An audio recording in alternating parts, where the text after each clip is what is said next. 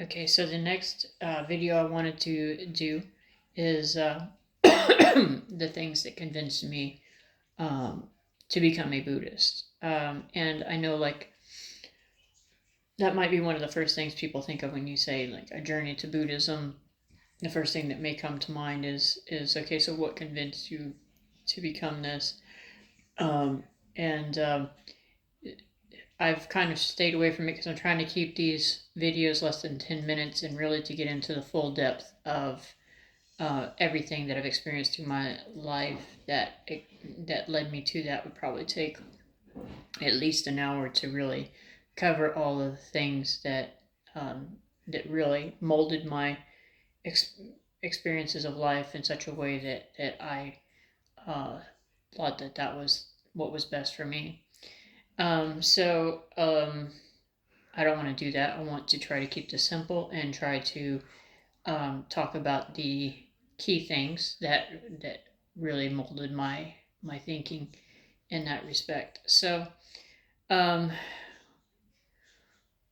first thing is uh, I was very studious in the sciences. So, I originally was going to become a doctor, and there's a few things that the biggest thing is how much money it takes to go to um, medical school, and my GI Bill um, would only cover so much education to get a bachelor's, and then I was using Hazelwood Act in Texas to cover whatever the GI Bill didn't cover for the bachelor's degree.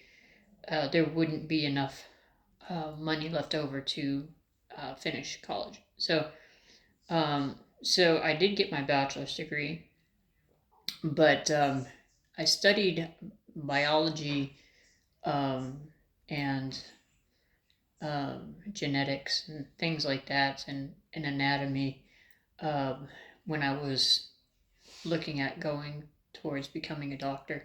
And then when I changed my majors, I stopped studying a lot of those things. But I've always maintained a very strong interest in a lot of the sciences, and I'm probably not anywhere near as smart. I could say for certain I'm not near as smart as a lot of the physicists and scientists out there, so I can't really speak to an in depth scientific analysis like they can. However, I can say that there was a very, because I was looking into the difference between creationism um, and evolution.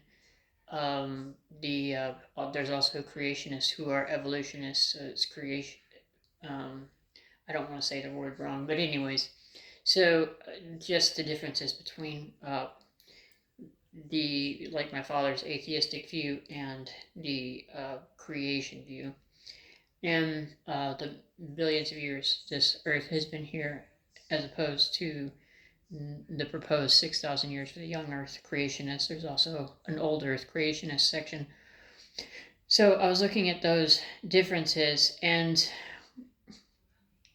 for me, it was Einstein's theory of relativity. I read special relativity. I could not quite grasp general relativity as far as the mathematics go, but special relativity was pretty straightforward as far as dealing with velocity and the speed of light being a constant. So it was um, that was essentially what helped me settle my own intellectual inquisitiveness to determine that I believe that this Earth has been here for billions of years and not 6,000 years. Because the starlight simply does not have enough time to reach Earth. We wouldn't see the stars yet. So, and then,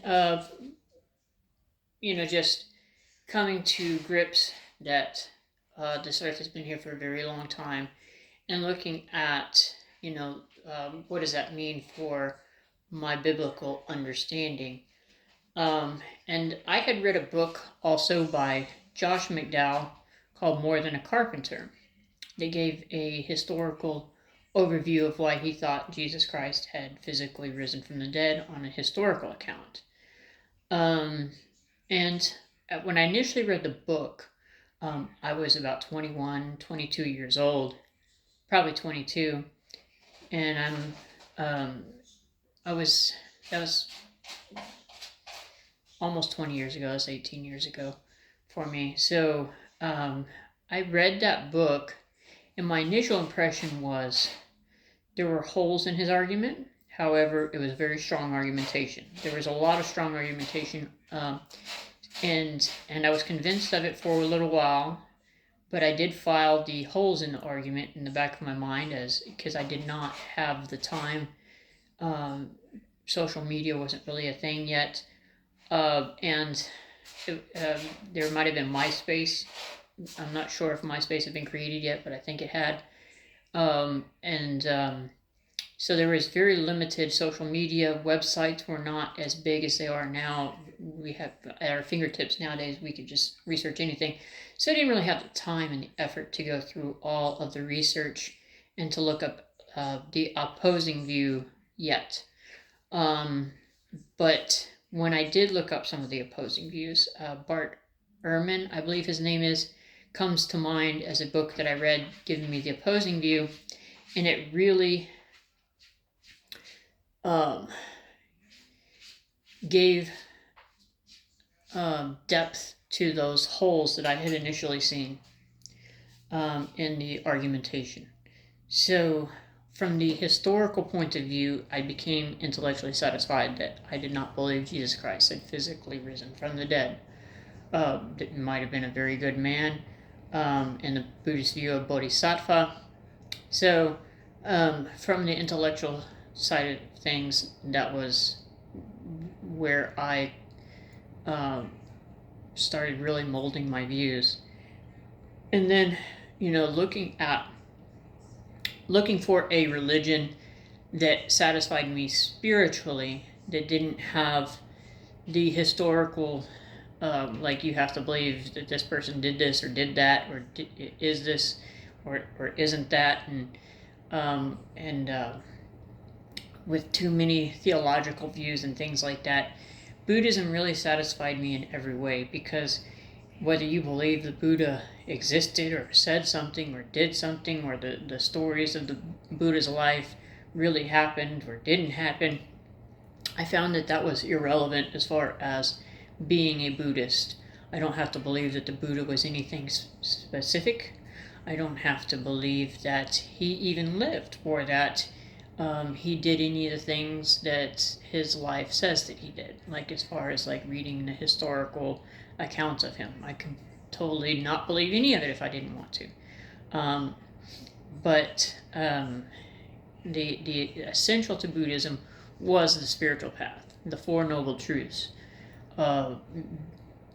telling us that what the source of suffering was, and a lot of this is just sort of self-explanatory in a way. So there was that, and then the Eightfold Path being the spiritual way that relieves us of that suffering, and it just kind of made sense to me. And the final point I'll make for the end of this video that really kind of sold me on Buddhism was because I had originally decided that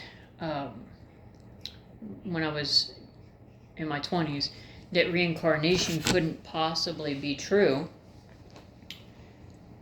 because in reincarnation, it'd be like, okay, so like if the population is growing, the question then remains, in a growing population, how are you getting new souls? So it's like if you're constantly reincarnating, the population should either stay the same or it should decrease if, some souls maybe get reincarnated in different ways, but definitely not increasing.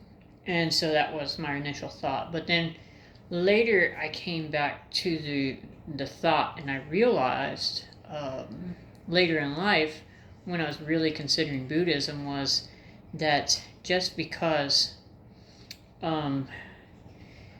somebody reincarnates doesn't necessarily mean that their soul was in a human or in a human body in their previous life. And that could mean animals, it could mean extraterrestrials, it could mean other universes. So the thought that it is not a given that just because the population is growing, that there's no place for these souls to come in, that you need new souls, because we don't necessarily live in a closed system. And I looked a lot into the reincarnation concept. Now, I use the word soul. Technically, Buddhists have distinguished themselves by not actually identifying a soul concept. Some people will call it the subtle self, and then it's really hard to define exactly what of me continues on in the next life, because we do not believe in reincarnation. They actually call it rebirth. They don't believe in reincarnation the same way Hindus would, where there's a literal continuation of me just in a different body. That's not true in Buddhism. There's an essence of constant changing. So as I am in this life, will not exist in the next life. As I was in my previous life, I do not exist in this life. Once this life is over, the things that I consider me will end. Now, there is my energy, which some people call it the subtle self, maybe inhabits another body that is reborn into the world again. And those memories that I've had in this life can be accessed through meditation, but I'm not necessarily going to be the exact same person with the exact same personality. I'll be different. And there's this constant evolution and changing, hopefully getting better from lifetime to lifetime until I reach nirvana.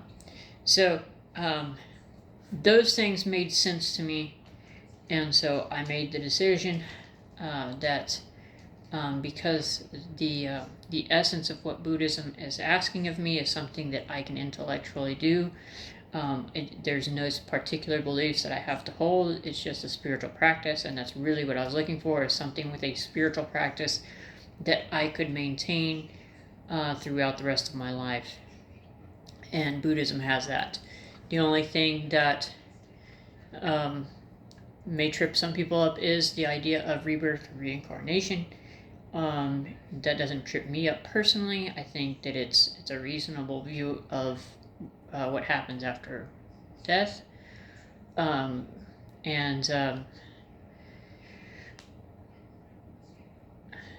There are Buddhists who don't believe in reincarnation. There's no requirement in Buddhism that you have to believe in reincarnation either. So there's no required beliefs where some sort of doctrine where if you don't believe this, you're going to hell. That does not exist in Buddhism. What does exist is the Four Noble Truths, where suffering comes from, and the Eightfold Path, the path that leads to liberation of suffering, nirvana.